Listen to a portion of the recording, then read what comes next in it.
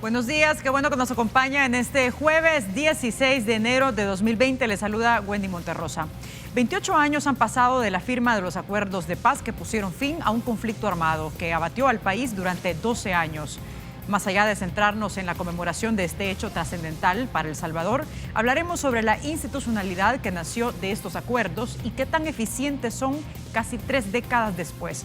Uno de los aspectos que permitió el acuerdo fue la reducción de efectivos de la Fuerza Armada y la separación del poder civil. La creación de la Policía Nacional Civil buscó, desde su creación, trabajar bajo un enfoque de derechos humanos. Sin embargo, la Comisión Interamericana de Derechos Humanos ha señalado abuso de la fuerza por parte de algunos elementos y una alta presencia militar en tareas de seguridad pública, entre otros aspectos.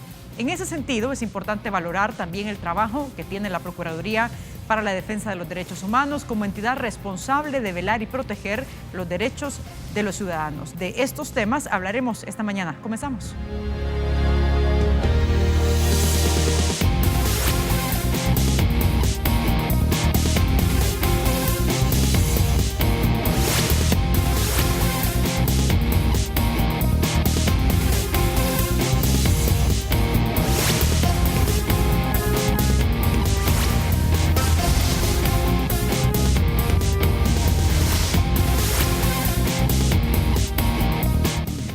Bien, comenzamos. Como ya lo decíamos al inicio de la entrevista, vamos a hablar esta mañana de la conmemoración de los acuerdos de paz a 28 años, pero vamos a centrarnos en hacer un análisis de qué tanto funcionan las instituciones que han sido creadas luego de los acuerdos de paz, y nos vamos a detener en algunas que consideramos más importantes, como por ejemplo la Policía Nacional Civil y la Procuraduría para la Defensa de los Derechos Humanos. Para hacer esta valoración, damos la bienvenida al padre Andreu Oliva, que está con nosotros en este estudio, rector de la UCA, y también nos acompaña el doctor Óscar Humberto Luna para hablar del funcionamiento y la eficiencia de las instituciones. Padre, ¿cómo está? Muy bien, muy buenos días, Wendy. Buenos días también, doctor Luna. Doctor, ¿qué tal? ¿Cómo está? Bienvenido. Por acá, muchas gracias y gracias por la invitación y un honor siempre estar con el padre, claro, con todo gusto. Bien, les invito a que nos sintonice desde ya en las redes sociales. También puede enviarnos sus preguntas, comentarios, reacciones sobre los temas que abordamos cada mañana y participar. Aparecen en su pantalla las diferentes cuentas. Estamos en Twitter como República 33 TV. Nos puede enviar un mensajito a través de WhatsApp 7318-7627. Estamos en Facebook también y nos encuentra en la página web www.canal33.tv. Padre, me gustaría comenzar con algo general para luego detenernos en aspectos importantes o esenciales. ¿Cuál es la lectura que hace usted a 28 años de la firma de los acuerdos de paz y las transformaciones que ha tenido el país en todo este tiempo? Bueno, yo creo que los acuerdos de paz fueron realmente un gran avance para el país, ¿verdad? Permitieron finalizar con el conflicto armado a nivel militar y eso pues realmente fue un gran bien para la población salvadoreña. Pero a la vez también supusieron la transformación del Estado salvadoreño, pasar de un gobierno y de un sistema bastante dictatorial a un sistema democrático y se generaron las instituciones necesarias para fortalecer este sistema democrático, lo cual pues ha permitido que a lo largo de estos 28 años, después de la firma de los acuerdos de paz, hubieran cambios incluso de partidos políticos en el gobierno y se hayan ido mejorando algunos aspectos que anteriormente a la firma de los acuerdos de paz, en materia de derechos humanos, en materia también de libertades políticas, etcétera, la población salvadoreña no contaba con esos avances que hoy creo yo que son importantes. Otra cosa es lo que ha pasado a lo largo de los 28 años posteriores a la firma de los acuerdos de paz y cómo se han ido desarrollando estas instituciones, ¿verdad?, que han tenido en algunos aspectos avances, pero también en otros aspectos pues no han cumplido con las expectativas que los mismos acuerdos de paz tenían. Doctor, su valoración sobre el antes y el después y qué aspectos a su juicio han sido trascendentales, en qué se ha logrado avanzar y en qué no, y aquí quizás nos pasamos ya también a la parte de las instituciones. Bueno, en primer lugar quiero expresar un reconocimiento también a quienes firmaron los acuerdos de paz, porque de alguna manera, como lo decía el padre, marcaron una página nueva en la historia política, económica, social, jurídica quizás, y en materia de derechos humanos, una nueva página en la historia de este país. Y no hay que perder de vista quizás las causas que dieron origen al conflicto. ¿Por qué se firmaron los acuerdos de paz? O sea, los acuerdos de paz de alguna manera ponen fin al conflicto armado, pero también tratan de reconstruir y democratizar, que es parte precisamente de los temas que se consideraron dentro de una de las reuniones que se celebraron, era la democratización del país, porque los antecedentes que teníamos eran problemas de tipo social, económico, político, o sea que habían graves violaciones a los derechos humanos, instituciones totalmente frágiles, temas de corrupción, temas que tienen que ver con pobreza, tienen que ver con marginalidad, etcétera. Todas esas causas estructurales que en ningún momento se atendieron durante muchos gobiernos atrás, dieron paso al conflicto. Como el conflicto obviamente no pudo resolverse ni por una vía, ni por el FMLN, ni por el gobierno, las partes, obviamente que se llegó pues a una solución negociada, y creo que ahí es donde hay que reconocer avances. Hay que reconocer avances, algunos que tienen que ver con la creación de instituciones nuevas. Si han estado funcionando adecuadamente o no, pues también es otro tema. Pero el hecho de crear una nueva Policía Nacional Civil precisamente desligada de la parte militar, de civiles, por eso es Policía Nacional Civil, desarticular los antiguos cuerpos de seguridad que existían, reestructurar la Fuerza Armada, suprimir aquellos batallones de infantería que de alguna manera también crearon dentro del país consecuencias también bastante negativas en materia de violaciones a derechos humanos, y sobre todo la creación de instituciones como la Procuraduría para la Defensa de los Derechos Humanos. También se reestructura lo que tiene que ver con el sistema electoral. En el sistema judicial es importante que se modifica la forma de elección de magistrados de la Corte Suprema de Justicia, se crea el Consejo Nacional, se fortalece el Consejo Nacional de la Judicatura, se crea una escuela de capacitación judicial. O sea, en fin, podemos hablar de una serie de acuerdos que implicaron precisamente reformas constitucionales, que las tenemos. Y eso creo que es muy valioso, porque incluso con las reformas a la Constitución actual, porque la Constitución actual es decir, antes de que se firmaran los acuerdos de paz. Entonces, se reforma la Constitución, y se crean estas instituciones. Y, por ejemplo, el tema de derechos fundamentales, incluso en la Constitución, originalmente no existía. Cuando se crea la Policía Nacional Civil, se habla que se crea para el resguardo de la paz, orden, tranquilidad y seguridad pública con estricto apego y respeto a los derechos humanos. Esa figura se incorpora que no existía, eso es un avance. Si la Policía Nacional Civil a lo largo de estos 28 años ha funcionado, pues entonces habría que analizar, porque para mí el hecho de crear una institución nueva, eso incluso hay que rescatarlo y hay que valorarlo. Lamentablemente, durante todo este tiempo ha tenido épocas en donde la policía se ha visto extremadamente cuestionada, incluso por su misma naturaleza de reprimir y prevenir el delito, que son las dos, digamos, funciones básicas. Pero a lo largo de estos 28 años podemos decir que también la policía ha tenido su rol importante, pero también se ha visto involucrada, porque hay una situación importante. Cuando se crea la Policía Nacional Civil y se aprueba una ley, también se crea una Academia Nacional de Seguridad, que es la academia para preparar al nuevo policía. Y también se crea otra figura, que es la Inspectoría de la Policía, que a estas alturas, yo quiero decirlo con mucho respeto, no sé también su rol, ¿verdad? Porque hay muchos casos en donde la policía, por diferentes razones, se ve involucrada en diferentes hechos y no se escucha, al menos digo no se escucha, cuál es el rol de la inspectoría, porque la inspectoría tiene que hacer investigaciones. Hay un código de conducta. ¿Tendría que hacer, por ejemplo, un mecanismo fuerte de depuración adentro de la policía? Es decir, ¿a esa entidad le competiría? Le competiría, por supuesto. Es decir, hacer investigaciones internas.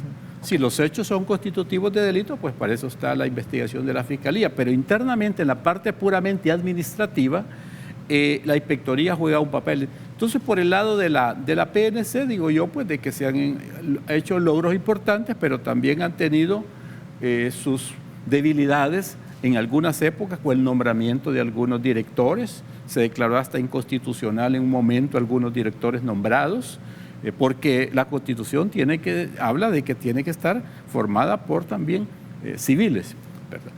Entonces, todos estos procesos, todos estos avances que hemos tenido, creo que son importantes. Sin embargo, creo que hace falta todavía mucho para tener un cuerpo policial que realmente responda a la naturaleza y sentido por la que fue creada, ¿verdad? Perfecto. Vamos a hacer una pausa, pero vamos a regresar enseguida con más de este análisis. Son las 6 de la mañana con 46 minutos. No nos cambien.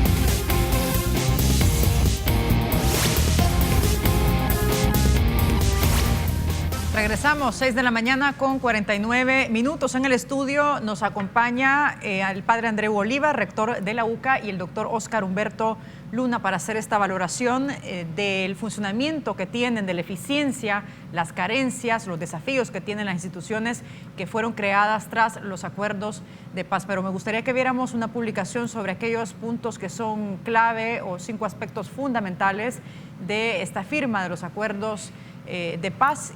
Ahí están en pantalla, por ejemplo, se refiere a la modificación de las Fuerzas Armadas, la creación de la Policía Nacional Civil, modificaciones al sistema judicial y a la defensa de los derechos humanos, modificación también en el sistema electoral y adopción de medidas en el campo económico y social. Esos son como los aspectos más importantes tras el acuerdo de la firma de la paz. Pero sobre el tema de seguridad, padre, se disuelve la Guardia Nacional, se disuelve también la Policía de Hacienda, se crea la Policía Nacional Civil con una concepción desde el inicio, con un enfoque de derechos humanos. Sin embargo, luego de eso, pues hay muchas valoraciones a través de organizaciones, de la misma Comisión Interamericana para los Derechos Humanos sobre las tareas de la misma Policía Nacional Civil. ¿Qué tipo de policía tenemos actualmente?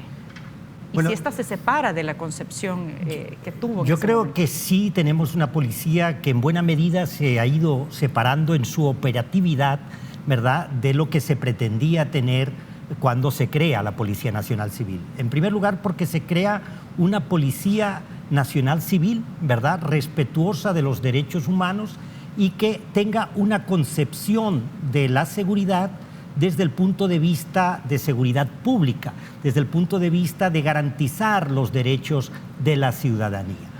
Desde el principio hubo un problema en la conformación de la Policía Nacional Civil, que se conforma con una participación del 20% de integrantes de la guerrilla, un 20% de integrantes también de la Policía Nacional Civil y el resto son civiles, ¿verdad? Entonces, desde este momento, y además los que vienen ya de integrantes del FMLN o integrantes de la Policía Nacional Civil son los que van a ser los que van a dirigir la policía, ¿verdad?, los cuadros principales de la policía. Entonces, y esas personas ya vienen con una concepción militar.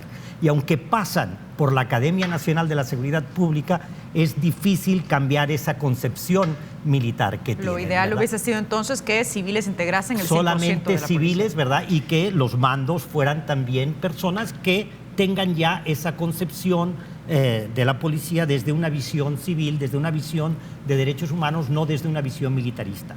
Eso fue, yo creo, la primera dificultad, y que ya fue encaminando a la policía hacia tener esa visión de la seguridad desde una perspectiva más militar, desde una perspectiva más de la represión que no de la persecución del delito y el respeto a los derechos humanos.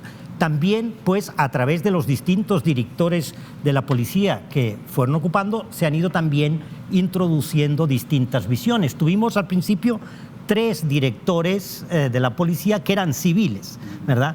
Pero después ya tuvimos presencia, pues, por ejemplo, el comisionado Meneses, que venía de la Policía Nacional y que tenía una formación militar. Después también, en tiempos del expresidente Funes, pues se nombró a un general, director de la policía, y también el ministro de Seguridad fue el general Munguía Payés, que también aportaron a esa policía esa visión más militar en su lucha contra el delito, ¿no?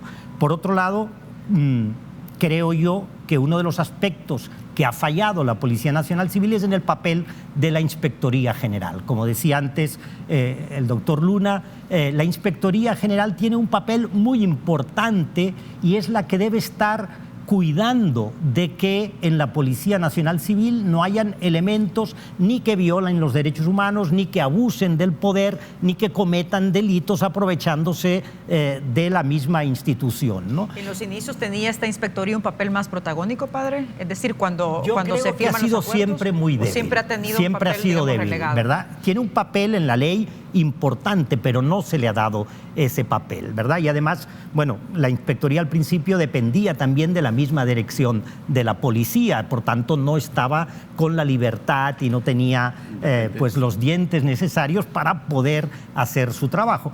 Pero después se han buscado personas bastante, digamos, que están afines al poder y que por tanto han tenido un papel muy poco relevante, ¿verdad? Creo que es importante resaltar la función que hizo la inspectora general Saída Navas, ¿verdad? Cuando estuvo al frente, ella intentó pues realmente revisar los expedientes y en base a las acusaciones que había de algunos mandos incluso de la Policía Nacional Civil, llevar pues esas sanciones o esos que debían hacerse en ese momento, pero enseguida fue apartada de esa función porque se vio incómodo su trabajo, ¿no? Entonces yo creo que el problema de la policía es que se ha visto como un cuerpo que, al igual que en su momento ocurrió anteriormente con los cuerpos de seguridad y con las Fuerzas Armadas, que cualquier denuncia la ven como una crítica a su función,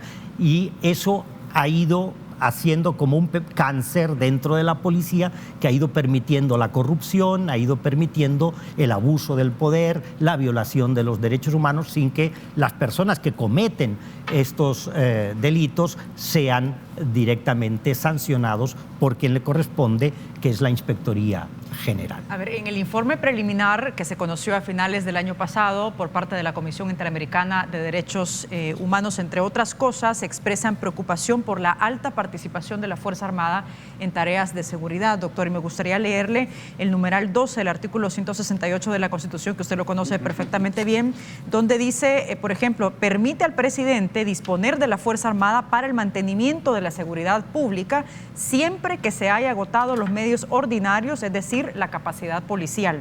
Asimismo, establece que el rol del Ejército cesará al terminar de la crisis y ordena que el Ejecutivo rinda un informe al Congreso, es decir, a la Asamblea Legislativa, 15 días después de que los militares dejen de apoyar a la policía. Lo que estamos viendo, no solamente en esta gestión, sino que también en gestiones anteriores, es una presencia permanente de la Fuerza Armada en las tareas de seguridad. Le pregunto, ¿se está violando constantemente la Constitución entonces?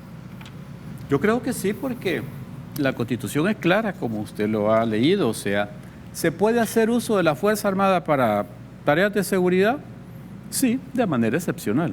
Pero fíjese el presupuesto que le dice, cuando se hayan agotado los medios, o sea, se dice expresamente, si se han agotado los medios ordinarios para mantenimiento de la paz interna, la tranquilidad y la seguridad pública, cuando se hayan agotado.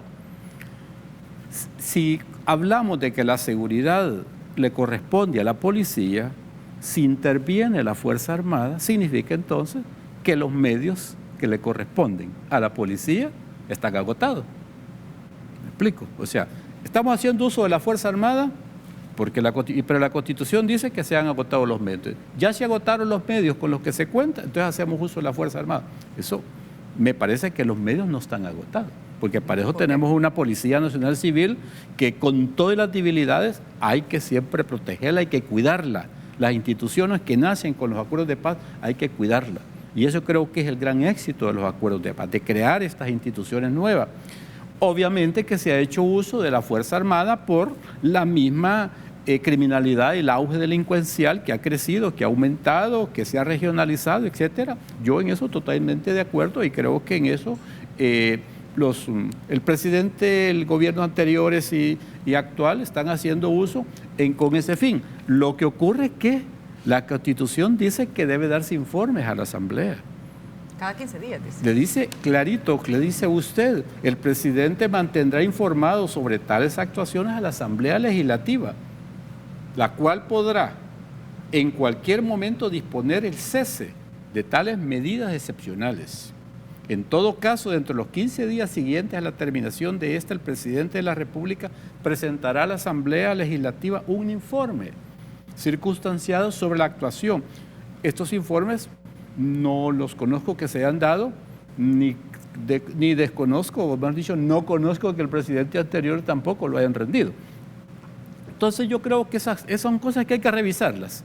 Hay que revisarlas para que realmente el rol de la policía, y si se va a hacer uso de la Fuerza Armada, que también sea en el marco constitucional, porque yo creo que la demanda ciudadana es que la ciudadanía hoy en día, por la misma quizás protagonismo que ha perdido en ciertas épocas la policía, la ciudadanía le tiene como un poco más de confianza, a veces hasta la Fuerza Armada que a la policía. Y eso no debería ser así, porque quien ejerce tareas propiamente de seguridad pública, por eso está la academia para formar policías, es la Policía Nacional Civil, ¿verdad? Y hay una deuda que yo quisiera también señalarla con la policía, y digo porque cuando yo estuve en la Procuraduría también lo señalé y lo denuncié y lo recomendé, es el hecho que la policía necesita que se le mejoren sus condiciones sociales, laborales, en todo tipo, sus prestaciones sociales, porque es realmente el que está frente de la situación de crisis que vive el país en materia de seguridad. Y a veces pareciera ser que se le dota de equipo, de acuerdo, armas, vehículos, lo que usted quiera, pero sus prestaciones sociales, incluso salariales, no se mejoran. Especialmente estoy hablando del nivel básico, los policías que tienen que andar en la calle, en la zona rural, etc. Entonces yo creo que eso sí, y está en los acuerdos de paz. Está en los acuerdos de paz dentro de lo que se refiere a la Policía Nacional Civil. Entonces yo creo en esta línea que sí se tiene que trabajar para mejorar y que la policía juegue mejor su rol, ¿verdad? Que la Fuerza Armada se dedique a las funciones que le corresponden y si se tiene que hacer, seguir haciendo uso de ellas, pues entonces se tiene que hacer, pero en el marco del contexto de lo que dice pues la Constitución, que es una atribución pues del presidente de la República. Padre, ¿cómo se interpreta que en estas y en las anteriores gestiones no se han hecho acciones para fortalecer a la Policía Nacional Civil? Y esto es distinto, por ejemplo, me gustaría que nos explicara este punto, a lo que dice la Constitución cuando ya se han agotado los medios de la policía. Es decir, de acuerdo con el doctor, no se han agotado pues, los medios que tiene la Policía Nacional Civil para tareas de seguridad. Yo creo que no se ha fortalecido más a la policía porque realmente ha habido una visión militarista respecto a la manera de enfrentar la seguridad pública. Entonces se ha creído que es el ejército el que tiene más capacidad para resolver los problemas de seguridad entre nuestro país, ¿verdad?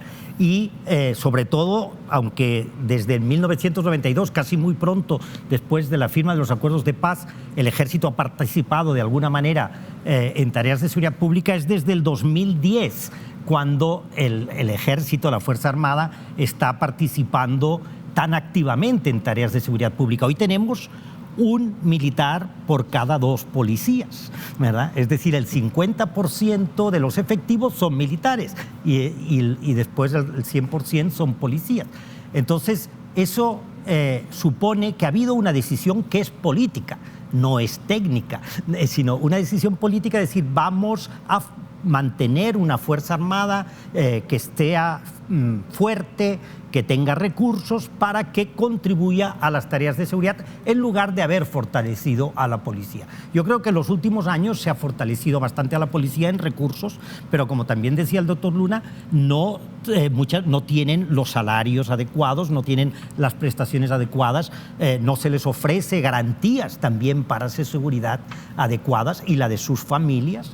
Y eso pues evidentemente debilita el ánimo de la policía, pero tampoco se ha fortalecido en la policía su capacidad de investigación del delito, ¿verdad? Esa ha sido una debilidad que se ha señalado desde el principio de la creación de la Policía Nacional Civil, que no se fortalecía su capacidad de investigación, y de esa manera la policía no pudo contribuir ni puede contribuir de una manera eficiente a esa lucha contra el delito, porque no puede recabar las pruebas necesarias para que muchos delincuentes puedan ser condenados en un juicio por carecer de capacidades de investigación. El cuerpo de investigación de la policía no es lo suficiente robusto ni tiene las capacidades necesarias para poder hacer esa tarea de investigación que es muy importante en la lucha contra el delito. Perfecto, hacemos una pausa, pero regresamos en breve con más de este análisis. Son las 7 de la mañana con 4 minutos. No nos cambie.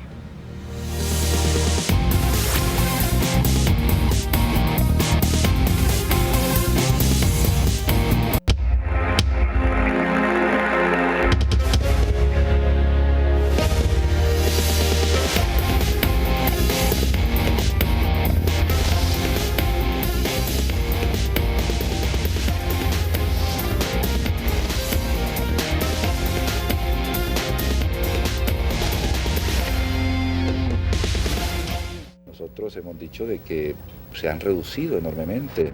Han habido, pues la semana anterior a viajar nosotros aquí a México, habían transcurrido 3 días donde ni tan siquiera un solo combate se había dado en el país. Eso es para Ripley, si alguien lo quisiera comentar. Quizá la parte más compleja de toda la discusión sobre Policía Nacional Civil sea también el régimen transitorio para la conformación de la Policía Nacional Civil. Este que veíamos es material exclusivo de Teleprensa, de nuestro archivo, sobre las negociaciones que en ese momento se estaban dando para la firma de los acuerdos de paz, que es uno de los temas, es el tema principal que abordamos esta mañana en República, pero con un enfoque para conocer la eficiencia, qué tan eficientes son o no las instituciones que han sido creadas después de los acuerdos de paz. Hablamos de la Policía Nacional Civil y hablamos también del papel y el rol que tiene la Procuraduría para la Defensa de los Derechos Humanos. Pero propiamente, si nos situamos un poco y seguimos el hilo de lo que hemos estado conversando en los anteriores bloques, del trabajo de la Policía Nacional Civil, padre, y también de la Fuerza Armada, ¿cómo valora usted que en el presupuesto para este año el Ministerio de la Defensa es una de las instituciones que más incremento tiene? Creo que es la que más incremento tiene con respecto a otras que son importantes también, como por ejemplo educación, medio ambiente, que de hecho medio ambiente tiene una reducción, y otras que también son importantes y claves para el país. ¿Qué nos dice eso? ¿Qué mensaje nos dice eso del gobierno? Yo lo valoro negativamente, ¿verdad? Y creo que abona a esa visión que ya he señalado, ¿verdad? Que da la importancia que se le da desde el gobierno a la Fuerza Armada en el tema de la seguridad pública y la participación de la misma en la lucha contra el crimen, ¿verdad? Es una manera también de ir apoyando a la Fuerza Armada, que poco a poco, después de haber sido depurada, después de haber disminuido la cantidad de sus elementos al suprimirse todos esos batallones de reacción inmediata, etcétera, quedó con unas dimensiones adecuadas a la función que tenía, que es proteger la soberanía nacional y la integridad del territorio, ¿verdad? Entonces, poco a poco, posteriormente, se ha ido incrementando el número de efectivos de la Fuerza Armada, se ha ido incrementando también el presupuesto al que tiene, y ahora pues es una institución que en este último presupuesto ha incrementado bastante el presupuesto respecto al que tenía el año anterior, ¿no? Entonces es la misma visión, la visión de que la Fuerza Armada es la que va a resolver el problema de la seguridad, porque estos recursos podrían haberse dado a la policía, podrían haberse dado a la fiscalía, podrían haberse dado para fortalecer la capacidad de investigación de la Policía Nacional Civil, etcétera, ¿no? De esa manera tendríamos un concepto democrático y civil de lo que es la lucha contra el crimen. Pero con la Fuerza Armada es la visión de la fuerza, la visión, ¿verdad?, de que es la presencia del ejército la que va a disuadir a los delincuentes. Además de lo que señala la Comisión Interamericana de Derechos Humanos y también lo que denuncian algunas organizaciones sobre ejecuciones extrajudiciales que se han cometido no solo por parte de la Policía Nacional Civil, sino que también por elementos de la Fuerza Armada. Por ejemplo, en la Procuraduría para la Defensa de los Derechos Humanos hay un informe, entre 2014 y 2016 se registraron al menos 42 casos de posible ejecución extrajudicial. Hablamos de casos que se han logrado documentar, no estamos hablando del subregistro que esto podría significar, doctor, pero ¿cuál debería ser la respuesta del gobierno sobre esto y cuál es la valoración que hace usted sobre la posición que actualmente tienen el Ejecutivo cuando se hace este tipo de denuncias que no son nuevas y que también se hicieron en la pasada gestión? Bueno, en primer lugar, sí, constituyen por su misma naturaleza crímenes que se pueden considerar como de lesa humanidad, como le digo, por las características que tienen las ejecuciones sumarias o una desaparición, etcétera. Primero, pues hay que investigarla. O sea, para eso está pues el ente a quien le corresponde la investigación del delito, que es la Fiscalía General de la República. Yo creo que ahí es donde, en primer lugar, el Ejecutivo tiene que poner a disposición, ¿verdad?, al efectivo, al elemento policial que haya cometido ese hecho para que se someta a una investigación, para que funcione la institución que tiene que ver con la investigación del delito, por un lado. Por otro lado, tiene que internamente, como ya mencionamos, iniciarse un proceso disciplinario para sancionar también a esta persona. O sea, porque para eso hablábamos, hay una inspectoría, hay un código de conducta para funcionarios y tiene que hacerse que funcione también. Pero por otro lado, me parece que ha hecho falta algo y desconozco también, quiero decirlo, desconozco a este momento cómo está funcionando la academia. ¿Por qué? Por la formación. Mire, los agentes policiales deben de tener formación necesariamente en todos los aspectos que tienen que ver con seguridad pública. Si la Constitución es clara, cuando se crea la policía, repito, para el cumplimiento de lo que tiene que ser paz, seguridad, tranquilidad pública, pero dice con estricto apego y respeto a los derechos humanos. Ese elemento debe de considerarse y para eso se necesita una adecuada formación policial, no solo para el de ingreso, sino que continua, para que no se cometan estos hechos. En los acuerdos de paz también se habla algo que me parece muy interesante porque está basado en principios de las Naciones Unidas, que tiene que ver con el uso excesivo de la fuerza y el uso excesivo de las armas. ¿Las armas se pueden usar? Sí, pero ya le dice en qué momento, cómo, proporcional, etcétera. ¿El uso de la fuerza se puede hacer uso de ella? Sí, pero de manera excepcional y ya se lo dice en la regla y se lo dice expresamente incluso el mismo Código Procesal Penal.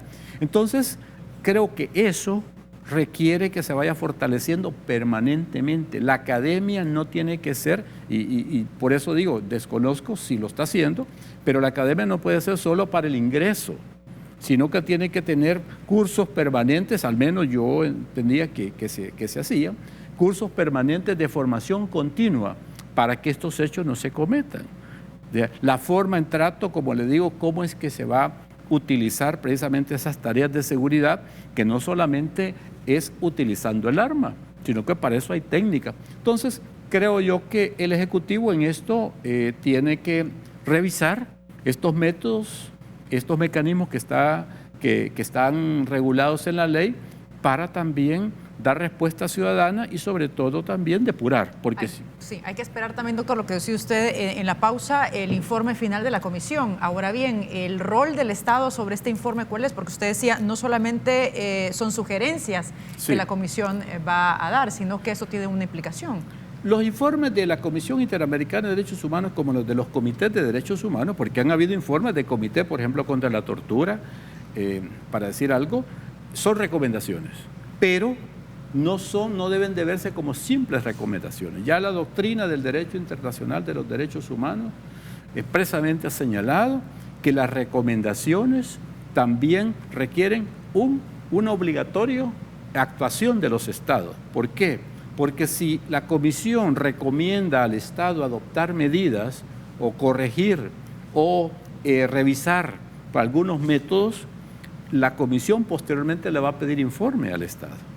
Entonces esa recomendación al final lleva implícito el que después tiene que dar respuesta sobre lo que ha hecho, qué progresos ha tenido, qué medidas ha adoptado. Es más, ahorita pues hace poco, en noviembre, El Salvador se sometió a lo que se llama el EPU, el Examen Periódico Universal en Consejo de Derechos Humanos, y hay una serie de recomendaciones para el Estado de El Salvador, en todos los ámbitos, y el Estado tiene que dar respuesta. Entonces las recomendaciones no las puede ver ningún Estado como simples recomendaciones, sino que llevan implícito la obligatoriedad de darle cumplimiento a lo que ahí se señala. A propósito, tenemos un comentario que vamos a pasarlo en este momento de un televidente. Dice, buenos días, saludos al doctor Luna y al padre Oliva. Yo considero que sí tiene capacidad de investigación la Policía Nacional Civil. Ha quedado demostrado cuando se asesina a un policía, un militar, un político o empresario. Los delitos de homicidio se encubren para proteger sus intereses, muchas veces, como en el caso de la agente Carla Ayala, en el caso de los homicidios de la gente común, no se investiga porque no se interesa. Somos los nadie que valemos menos que la bala que nos mata. Padre, ¿qué reacción tiene a este comentario que pone en evidencia la diferencia que existe de la capacidad de investigación que tiene la policía en algunos casos sobre otros? Bueno, yo creo que es la percepción ciudadana y que también es cierto y responde a esa realidad, ¿verdad? Precisamente porque la policía tiene poca capacidad, pues cuando enfoca esa poca capacidad que tiene en aquellos casos que les interesa, entonces sí puede resolver, pero cuando hablamos de que no tiene capacidad es porque no tiene la capacidad de resolver todos los casos, ¿verdad? Y el gran número de delitos que se cometen en nuestro país. Entonces se elige atender aquellos casos que más interesan pues al gobierno o interesan a los poderes de turno. Entonces yo en eso coincido, y lo mismo ocurre con el sistema judicial también, ¿verdad? El sistema judicial y la misma fiscalía no ponen el mismo interés, ¿verdad?, en determinados casos, ¿no?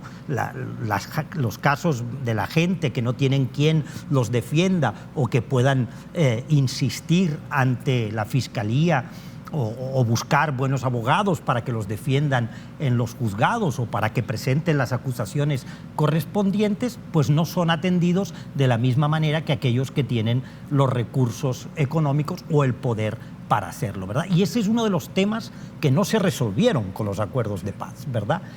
Y esa división que hay en nuestra sociedad sigue manifestando en la actualidad. Hay un grupo pequeño que tiene muchos beneficios y que sí goza del respeto de los derechos humanos, y un gran grupo de la sociedad que no goza de los derechos humanos que están establecidos y que en muchas cosas es relegado o es excluido de lo que debería ser un Estado democrático. Eso que dice, padre, da pie también para preguntar sobre la eficiencia que ha tenido y las carencias que tiene actualmente el sistema judicial. Pero vamos a hacer una pausa y regresamos enseguida con más de esta entrevista. Son las 7 de la mañana con 19 minutos. No nos cambien.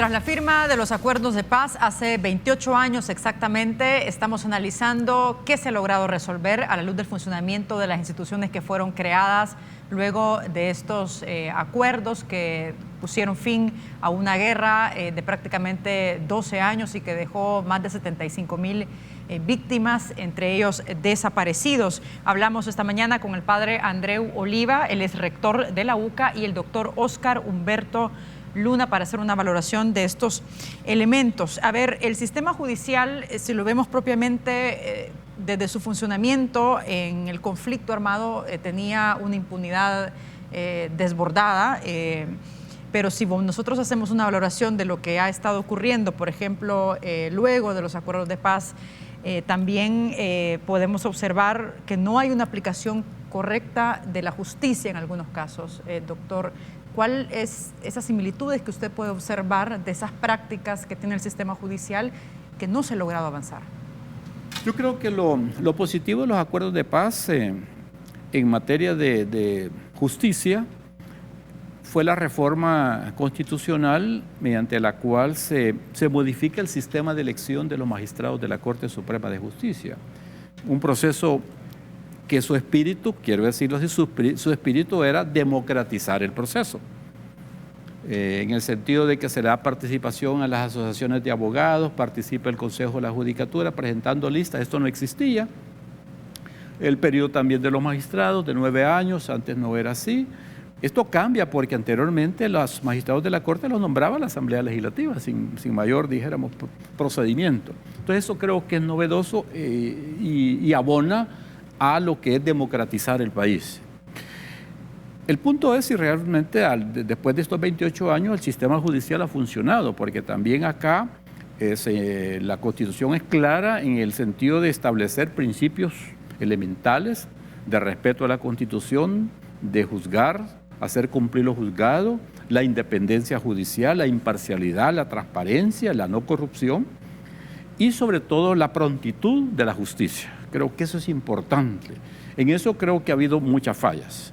Muchas fallas porque al final de cuentas todo el sistema judicial, la conformación del sistema judicial, creo que ha tenido fallas en el sentido de controles, y no solamente en el control, digamos, del cumplimiento de las resoluciones, porque hay que respetar la independencia, pero también controles que tienen que ver con faltas cometidas por los jueces, indisciplina, o algunos casos actos de corrupción o que se ven involucrados en algunos hechos delictivos.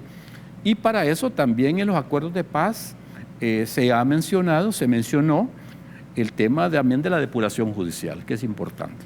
O sea, la depuración que es parte también de un proceso. La Corte cuenta con una hoy dirección de investigación judicial que tiene que abrir expedientes cuando un juez comete una infracción, respetándole el debido proceso. Pero ¿por qué no avanza este tema, doctor? ¿Cuál es su valoración sobre esto? Porque se habla mucho de la depuración judicial. De hecho, cuando uno habla también con los propios magistrados, ellos están conscientes de que hay que hacer un ejercicio en ese sentido, pero hasta el momento no se ven acciones concretas. Yo particularmente creo que por un lado hace falta diseñar un mecanismo más efectivo en el procedimiento que se sigue. El departamento, la dirección hoy de investigación judicial no tiene un procedimiento claro. Esto tiene que verse amarrado con lo que es la ley de la carrera judicial, porque la ley de la carrera judicial establece un catálogo de sanciones para los jueces. Y a veces las acciones no están expresamente tipificadas en la ley de la carrera judicial. Entonces creo que hay que revisar tanto lo relativo a la ley orgánica como a la ley de la carrera judicial para que haya un mecanismo y un procedimiento de investigación que sea efectivo. Obviamente que esto pasa para el Pleno de la Corte. Quien al final define si se sanciona o no a un juez es Corte Plena. Entonces habría que revisar el procedimiento para que sea efectivo y para que realmente se dé respuesta, porque sí hay muchas debilidades y muchas fallas. Pero también hay un elemento que tiene vinculación con esto. Acuérdese usted que los nombramientos de los jueces responden a ternas que envía el Consejo Nacional de la Judicatura. Sí. Y aquí vamos otra vez que tiene que ver con los acuerdos de paz, porque se fortalece el Consejo y se crea la Escuela de Capacitación Judicial, que también es para formar. Hay un banco de elegibles y formar jueces, capacitarlos, prepararlos. Y también a veces las ternas llevan algunas fallas y han habido dificultades que a veces no las acepta a corte y las devuelve, etc. Entonces yo creo que es de revisar todo el procedimiento para que la justicia realmente sea pronta y sea cumplida, porque de esa naturaleza creo que sí se estaría dando respuesta al objetivo de los acuerdos de paz de crear una nueva corte en donde a los señores jueces se les está dando estabilidad y se le han mejorado condiciones, que así lo dice la Constitución y lo decían los acuerdos de paz, mejores condiciones de acuerdo a su responsabilidad. Entonces, que eso creo que requiere también un monitoreo y un control de parte de corte para verificar que realmente los jueces y jueces están cumpliendo con ese mandato constitucional y al mismo tiempo también están realizando una función de cara a lo que la población demanda. Otra de las instancias que surgieron de la firma de los acuerdos de paz es la Procuraduría para la Defensa de los Derechos Humanos, que, como dice su nombre, tiene la responsabilidad del papel de velar, de proteger, de defender los derechos de los ciudadanos. ¿Cuáles son los desafíos, padre, que ustedes han identificado que tenemos en materia de derechos humanos en este país? Bueno, yo creo que en materia de derechos humanos tenemos muchísimos desafíos, ¿verdad?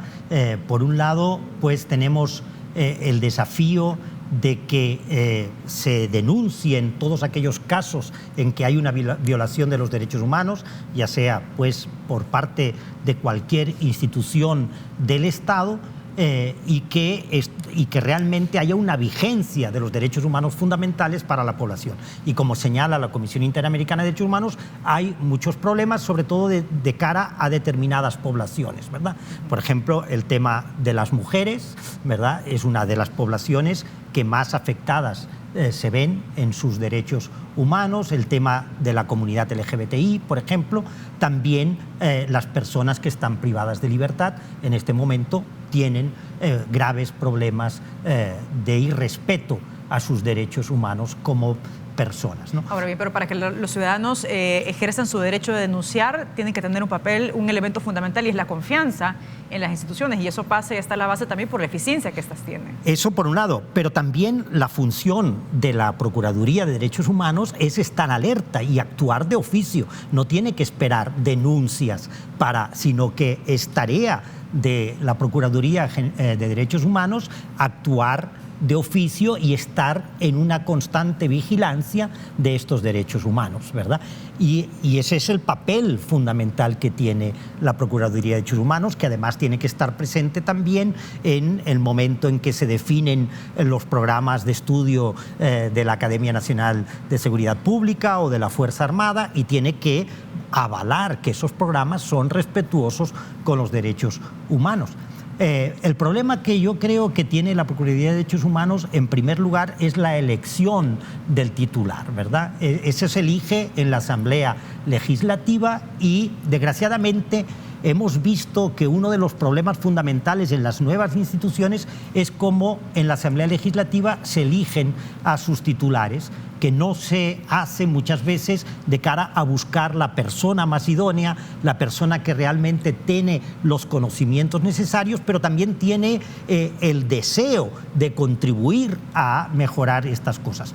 En el tema, además, del Procurador de Derechos Humanos, que siempre es fruto de una negociación entre los partidos políticos en la Asamblea Legislativa, es que se elige solamente por 3 años. 3 años es un periodo extremadamente corto para poder trabajar en una institución, pero además también porque enseguida se ve sometido al escrutinio de la misma Asamblea Legislativa, que tiene un vínculo con el Poder Ejecutivo, que es al que muchas veces se le acusa de violar los derechos humanos o se le señala que no está fomentando ni promoviendo suficientemente el respeto a los derechos humanos. Entonces, a la persona que es elegida como procurador y que actúa de una manera beligerante en la defensa de los derechos humanos, a los 3 años es apartada de su puesto y se busca a otra persona que sea más condescendiente, que sea menos beligerante, y eso es lo que ha ido debilitando en buena medida a la Procuraduría de Derechos Humanos. Debería la Asamblea estar contenta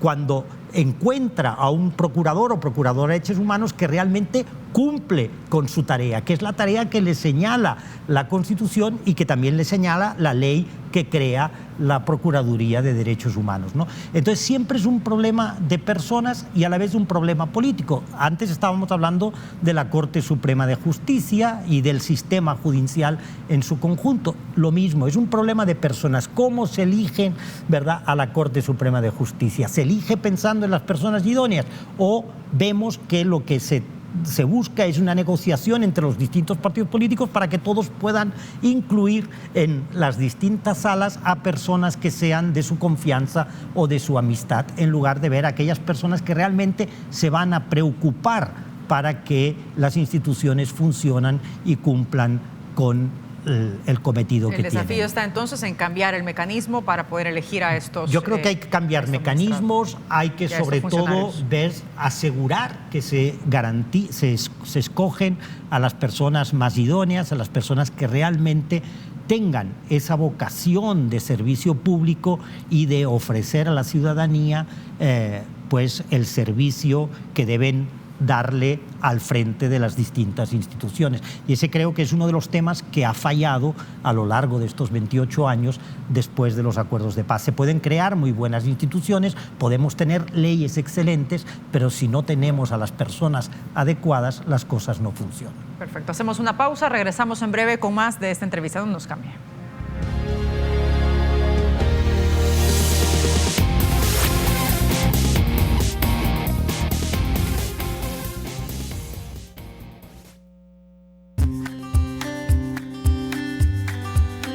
Enciende tu mañana, Canal 33. El cuidado de tu salud es parte de tu rutina. Doctor 33 cambia de horario. Soy Mario Soriano y te espero de lunes a viernes a las 10:30 de la mañana. Canal 33, 7 en cable.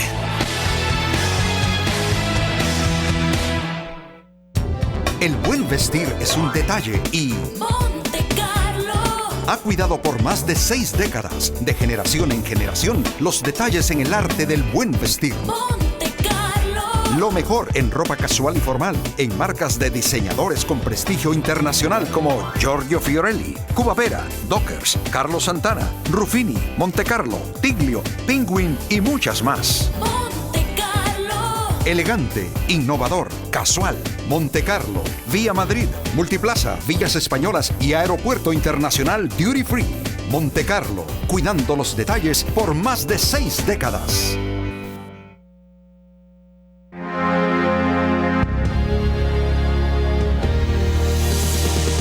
Esta mañana hablamos sobre la eficiencia que han tenido instituciones creadas tras la firma de los acuerdos de paz. No nos cambie.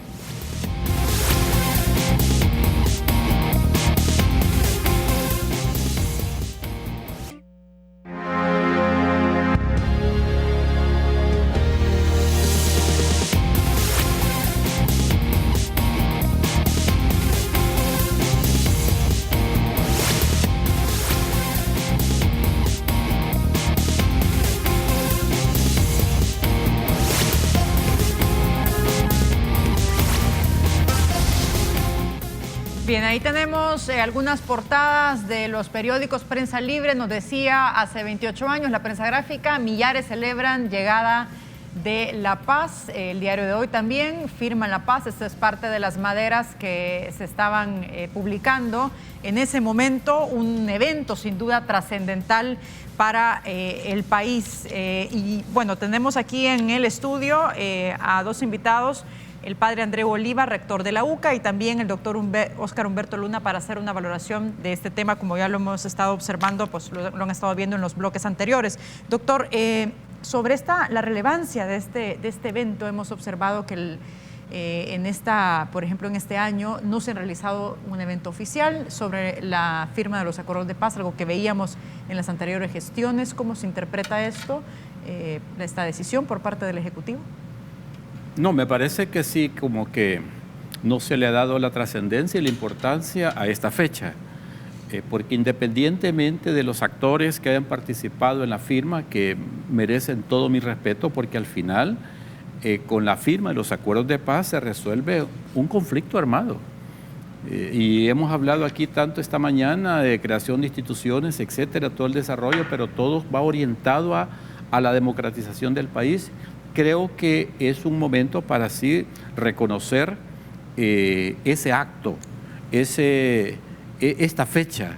Y me extraña pues de que incluso, no sé, desconozco también si organizaciones sociales, incluso la misma Procuraduría para la Defensa de los Derechos Humanos realizaría un acto para destacar esta fecha, porque para mí es importante. Creo que cualquier institución merece que se le reconozca, independientemente de las debilidades que ha tenido. Entonces creo que sí, pues esta fecha es para celebrarla o para reconocerla, conmemorarla, lo que se quiera, pero no puede pasar descuidada bajo ningún concepto. Es un hecho histórico. De hecho, decirle que incluso en algunas recomendaciones que se han dado, se ha hablado de que toda la historia que llevó del conflicto armado hasta la firma de los acuerdos de paz y posteriormente todo esto de la posguerra debería incluso incluirse dentro de los programas de estudio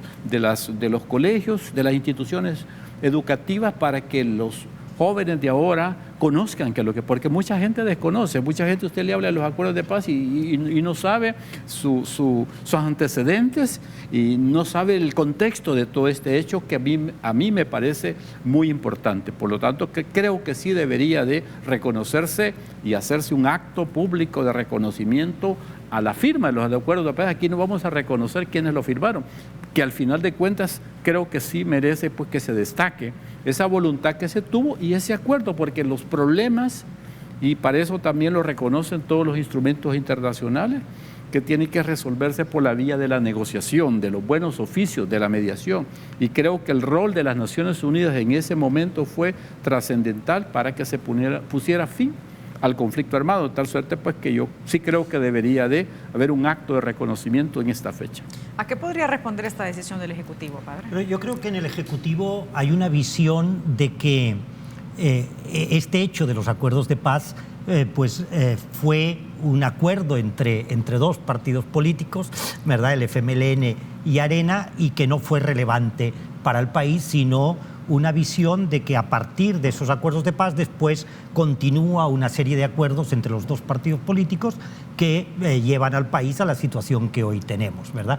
Yo creo que eso es una visión equivocada, que los acuerdos de paz realmente supusieron un cambio trascendental en el país. Podríamos hablar incluso que son una refundación de la República, ¿verdad? Porque generan una serie de reformas constitucionales que cambian completamente la visión de país, que enfocan sobre todo en una visión democrática, en el respeto a los derechos humanos, pero también posibilitan una nueva etapa para el país. No solamente una nueva etapa con el fin de la guerra, sino una nueva etapa donde los problemas se resuelven a nivel político, ¿verdad? Y donde todos podemos opinar y pensar lo que querramos, que antes no era posible, ¿verdad?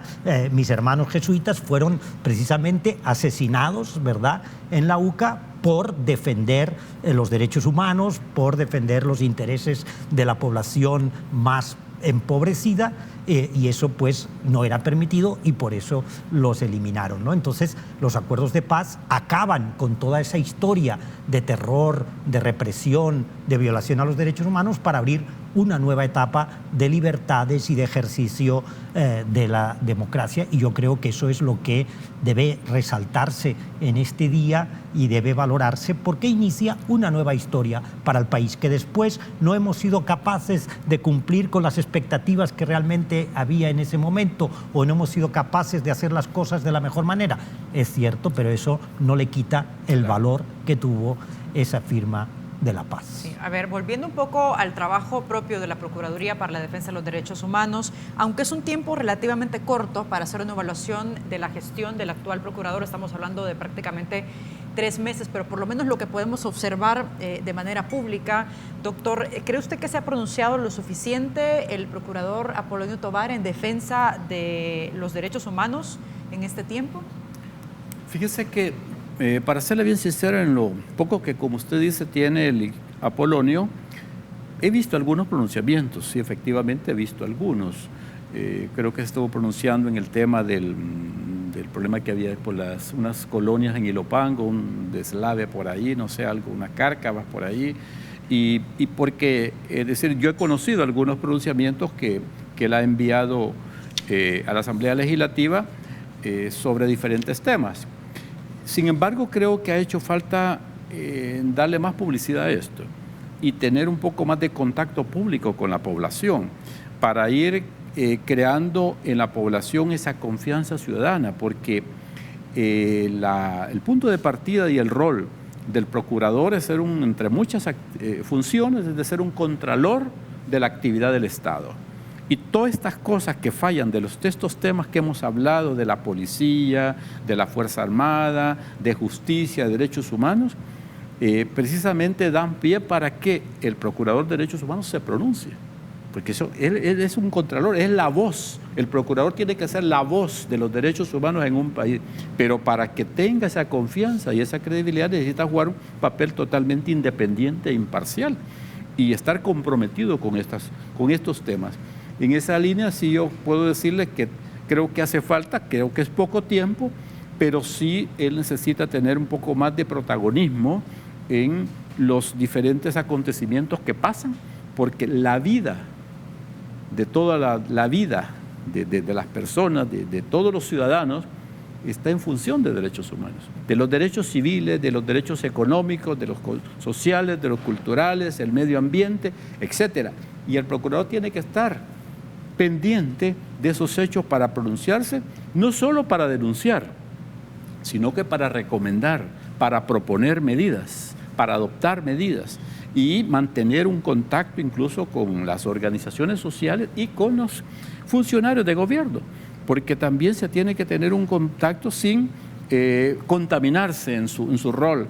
Yo creo que eso pues lo necesita pues que el señor procurador actual lo revise para que pueda ir creando esa confianza ciudadana, que es lo que le da la autoridad, lo que se llama el autoritas al ombudsman. La figura del ombudsman requiere tener independencia y esa independencia se gana con el trabajo que se hace. Bien, vamos a leer el mensaje de un televidente que también ha querido participar en esta entrevista. Adrián Rodríguez dice: es tan falso, hay falta de respeto al derecho humano, en especial al pueblo salvadoreño. Los acuerdos fueron para Arena y el FMLN, el pueblo no importa, sigue estando ignorado. Doctor, ¿qué dice usted sobre este mensaje? No, tiene mucha razón. Lo que pasa es que las causas estructurales que dieron lugar al conflicto, muchas no se han resuelto todavía.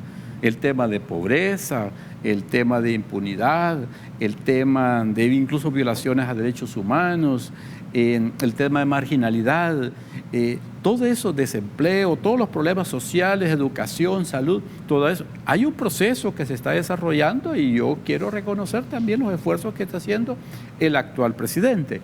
Pero también él tiene poco de estar como tal, pero lamentablemente todos esos problemas que dieron origen al conflicto, es decir, el pueblo no los ha sentido que se han resuelto en su totalidad.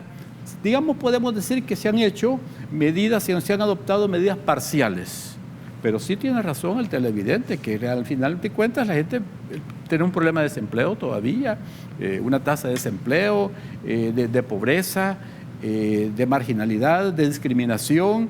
Entonces, esos problemas todavía no se han resuelto totalmente.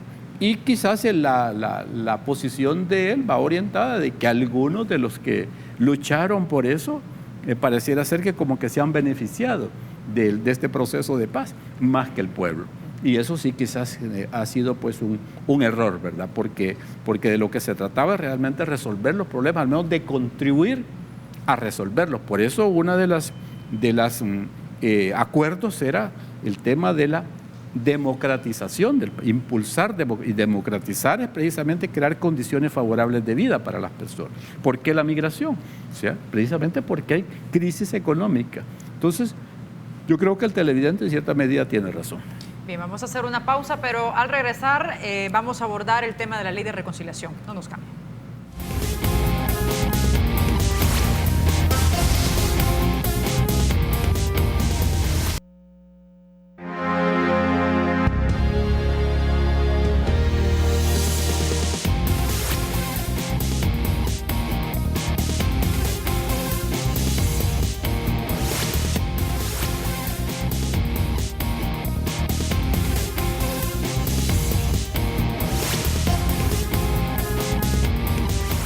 Regresamos ya en la última parte de este espacio. En el estudio, el padre Andreu Oliva, el rector de la UCA, el doctor Óscar Humberto Luna nos acompaña también. A ver, a casi 3 décadas de la firma de los acuerdos de paz, las víctimas del conflicto siguen esperando verdad, reparación y justicia. Padre, ¿cuál es su valoración sobre el rumbo que tiene la discusión actualmente en la Comisión Política de la Asamblea Legislativa para aprobar la Ley de Reconciliación Nacional? Bueno, yo creo que la Asamblea Legislativa ha ido haciendo un camino interesante, ¿verdad? Desde la conformación de la comisión ad hoc y el primer borrador que se conoció de lo que podría ser la Ley de Reconciliación, ha habido yendo un avance importante hasta la fecha, pero todavía pues no tenemos certeza de cuál va a ser el resultado. Sabemos pues que hay una serie de partidos políticos que han llegado al acuerdo ya de tener una propuesta de ley. El FMLN parece no estar de acuerdo con esta propuesta, pero yo creo que dado este proceso, las distintas prórrogas que se han solicitado, el resultado final va a ser positivo y yo espero que tengamos una ley de reconciliación o una ley para la aplicación de la justicia transicional en El Salvador que permita la reconciliación de nuestro país, la búsqueda de la verdad, la justicia y la reparación para las víctimas, que responda a los estándares internacionales y que también responda a las demandas de las víctimas, ¿verdad? Que yo creo que es lo que nos interesa en nuestro país, que esta ley responda a las demandas de las víctimas y realmente pues permita conocer la verdad de todo lo que pasó en esas graves violaciones a los derechos humanos y los delitos de guerra durante el conflicto y que haya justicia, de manera que aquellas personas que son responsables de esas violaciones a los derechos humanos pues sean condenadas y que también sobre todo pues hayan mecanismos de reparación para las víctimas. Doctor, brevemente, ¿observa usted una voluntad real de parte de los diputados de acatar la sentencia de la sala que dictó en julio de 2016 sobre esta ley? Hasta donde yo tengo conocimiento, sí. Veo que sí hay una voluntad de elaborar una ley, como decía el padre, que esté acorde a los estándares internacionales y sobre todo a las recomendaciones de la Sala de lo Constitucional, que ha hecho que no son recomendaciones, sino que propiamente son resoluciones que tienen obligatoriedad. Tiene que ver con la forma de reparar, tiene que ver con lo que es memoria histórica, tiene que ver con una serie de medidas que tienen que plantearse, el tema de la penalidad, etcétera. Y en esa línea yo lo que conozco es que sí. Lo que pasa es que es una ley pues complicada. El objetivo principal es garantizarles a las víctimas, como decía el padre, sus derechos, que son verdad, justicia, reparación y garantías de no repetición. Y en eso, esta comisión que está trabajando, yo la he visto con interés de cumplir el plazo que se ha dado para hoy, para febrero. Perfecto, muchas gracias por habernos acompañado. Llegamos al final. Muchas gracias, doctor. Padre, muchas gracias. Muchas gracias, un gusto estar aquí. Con esto cerramos. Pasen buen día. Fuerte abrazo.